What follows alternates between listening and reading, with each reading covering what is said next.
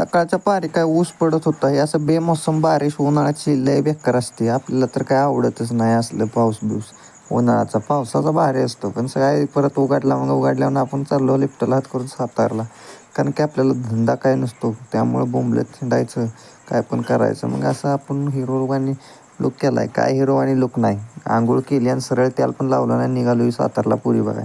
मग आलो वायसी मग काय वायसी आत घुसलो तर ही घोळका भाई, माझं डोळं पांढरं झालं पुरी बघून बघून.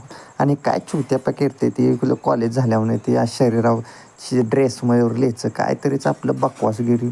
आपल्याला तर असलं आवडतच नाही. काय पण लिहान ही करा ती करा चोंबडापणा. मग आपण सरत नाक्यावनं खाली निघालो. आपल्याला दुकानात काम होतं की इथं काहीतरी नीळ घेतली,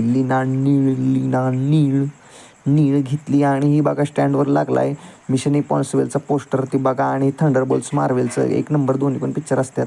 मार्वेल तर काय 1 नंबरच आहे. त्यामुळं बघा पिक्चर तुम्ही पण दोघं सगळ्यांनी, आपण पण बघणार आहोत. मग स्टँडवर सुसू लागलेली, मग सुसू करायला आपण स्टँडवर आलो.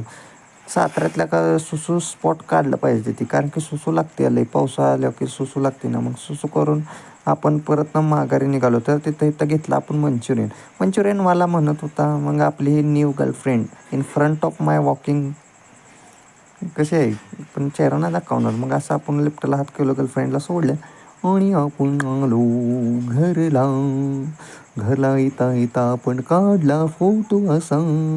मग घरी आलो, जेवण केलं, मंचुरियन खाल्लं, घरकड्यात शेण काढाय आलो.